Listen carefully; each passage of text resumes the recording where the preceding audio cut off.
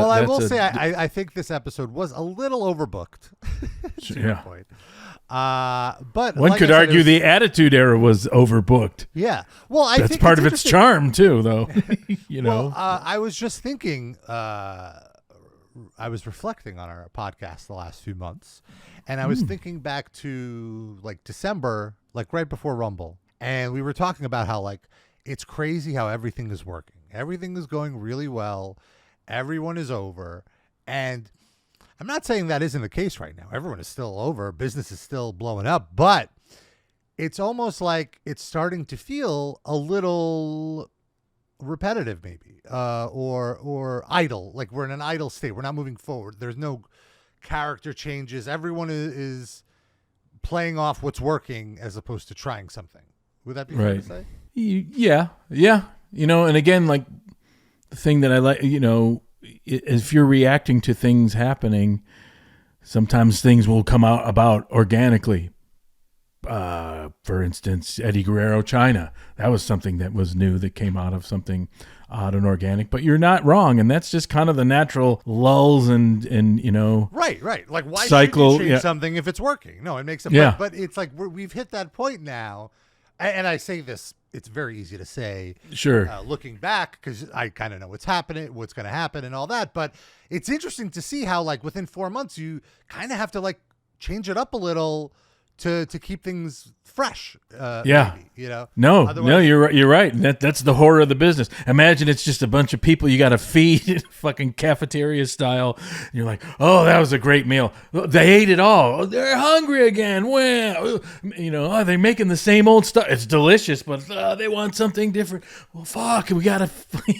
What's on the menu? And it's a pretty fair analogy, but yeah, or a metaphor, So yeah, you're not wrong. Hey, Tom Brady and the Patriots, that got old, fuckers. And again, I'm not. Yeah. There's no criticism attached to this in the sense. No, there's criticism. I can hear it in your voice. Don't be duplicitous, damn it. It's just interesting to see how, like, my own entertainment, the entertainment value of the show for myself is like, okay, we've seen, like I'm getting, like I'm not as excited about it. No, and that's the weird relationship with the fan where there's a contradiction of like, the rabid fan that you count on and love that is sophisticated and then eats it all up and then wants something more, and you're like, God damn it, what do they want? Can't they have enough? But that tension is exactly what you're talking about. Yeah, and it's because I'm watching episode to episode, so I'm seeing every like shtick over and over again. Whereas for a casual fan who checks in maybe once a month, it's probably just as exciting because they haven't grown tired of some of these gimmicks. No, and that's a huge point and that's what people sometimes don't like about, the business is growing.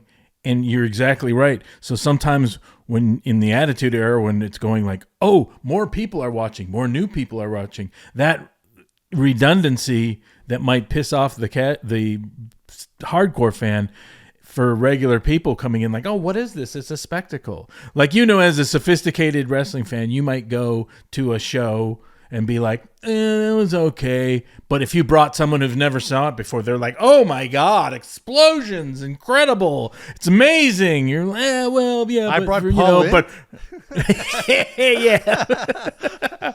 Oh my God, those men in tights. But the muscles on those boys.